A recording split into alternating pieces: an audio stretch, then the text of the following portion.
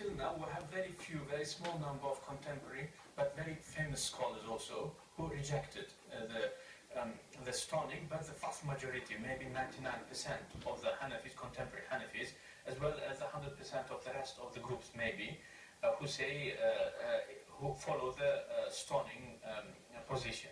And the contemporary Hanafis who reject the stoning is Sheikh Abu Zahra, okay, who passed away, rahimahullah. He's no doubt unbeatable, great, very famous Hanafi faqih. He's Azhari scholar from Azhar, University of Azhar. Also, I graduated from the same University of Azhar, as well as another also very famous, most glorious maybe Hanafi faqih of the last century, Sheikh Mustafa al-Zarqa, passed away quite recently actually. He's Syrian, he's doctor, he has got PhD in many fields, including the fiqh also, So them two and few more. As far as I remember, Mahmoud Shaltut, but he's Shafi'i if I'm not mistaken. So them scholars and few more Hanafi scholars, contemporary scholars, who are still alive now or who passed away quite recently in the last century. So they are still backing up the position of the early Hanafis about stoning. They say stoning is not part of Islam. Okay, so anyway, but again, as I said, the vast majority of Ahl Sunnah wal Jama'ah, okay, as well as including Shia, Rawafid, and Salafis, Jahmis, Hashawis, everyone, okay, so all of them support the position of stoning of the adulterer. Okay, but then question, what is the proof of stoning? As we said, Quran, there is no stoning except stoning the prophets and the messengers. Okay, but in terms of adulterer, there is no stoning. But where is the concept of stoning coming? So as I said, there was this incident, according to the narrations, that this young man, his name is Ma'iz, okay, committed the adultery with some lady from Ghamidi tribe. Okay, so Islamic Ghamidis till today they exist. Okay, they are in Saudi and they are very well known. This tribe, Ghamidis, for some reason because they live for the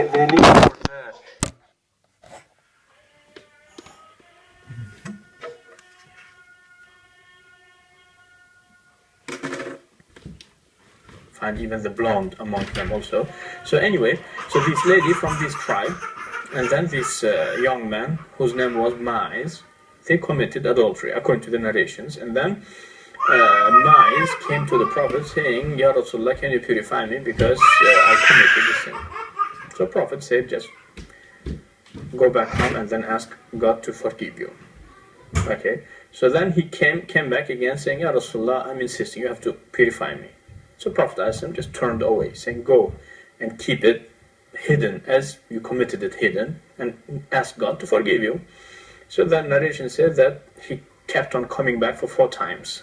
Okay, and after the 4th time, Prophet Muhammad asked him, according to the narration, what do you know about adultery? So maybe you just kissed her, maybe you just touched her, hugging, etc. He said, no, I know the meaning of adultery, I know the meaning of sexual intercourse.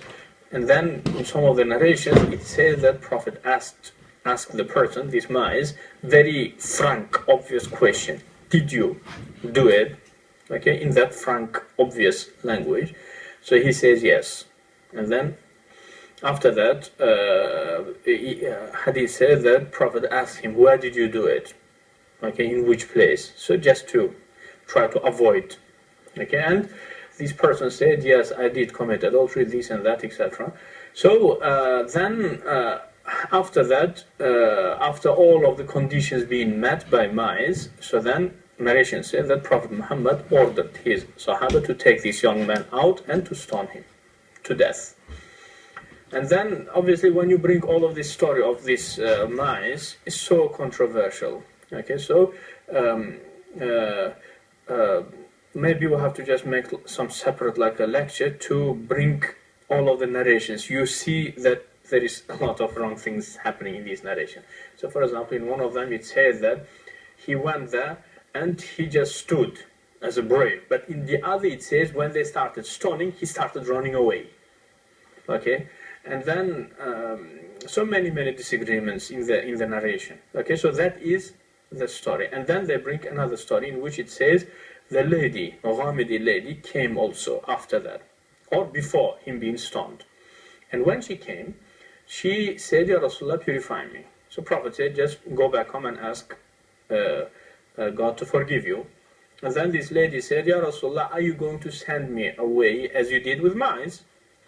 Okay, so I'm pregnant from the adultery.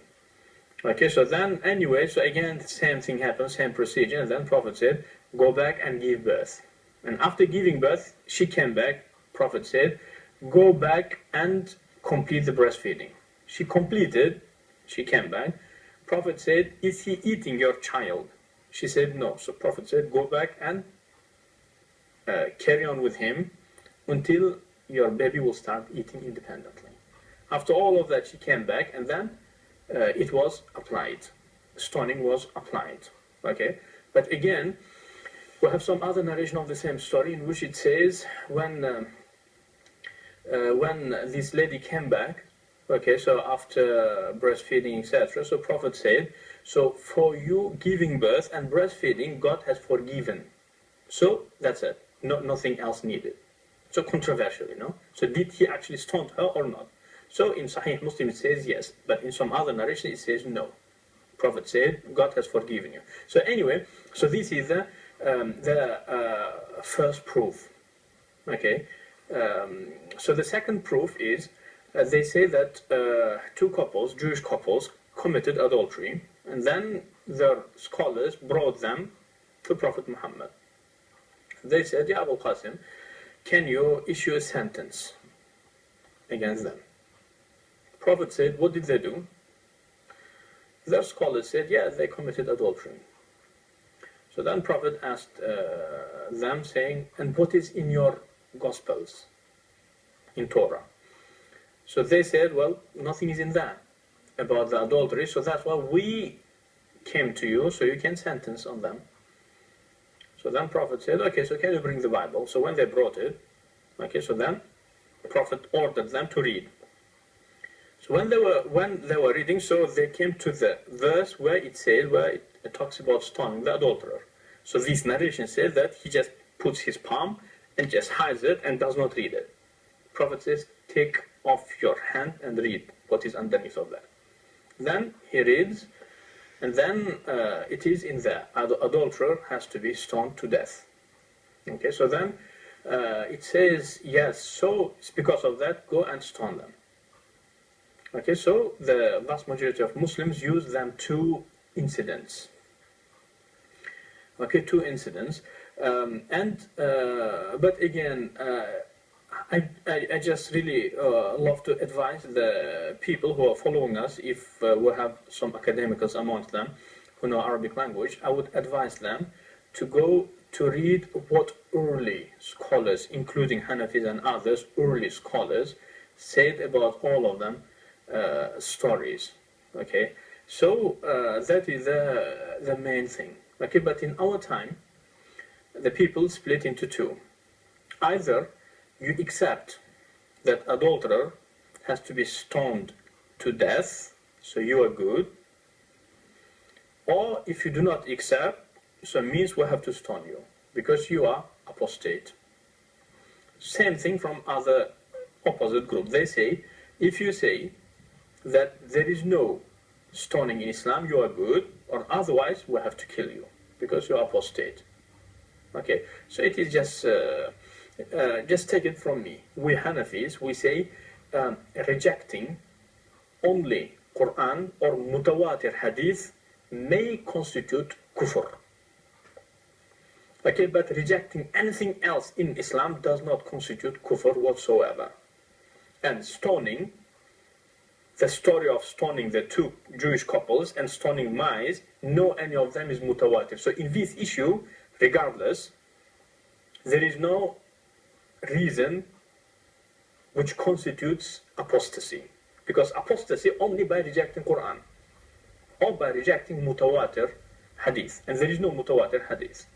Okay, and also they bring this third narration in which one of the tabi'in, okay, tabi'in means it's not companion of Prophet Muhammad, but one of the students of the companions.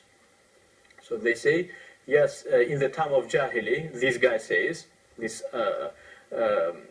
Tabi says, in the time of the Jahiliyyah, I witnessed two monkeys who committed adultery, and monkeys were stoning them, two monkeys. So I went and I joined them to stone them, two monkeys to death.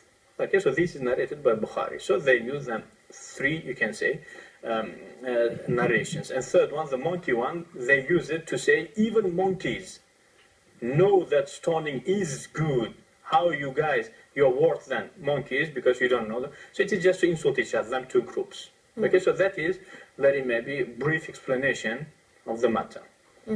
Yeah. Okay. I mean, it's a shame when then people start using words like apostate, kufr. It's not nothing to do with the kufr, yeah.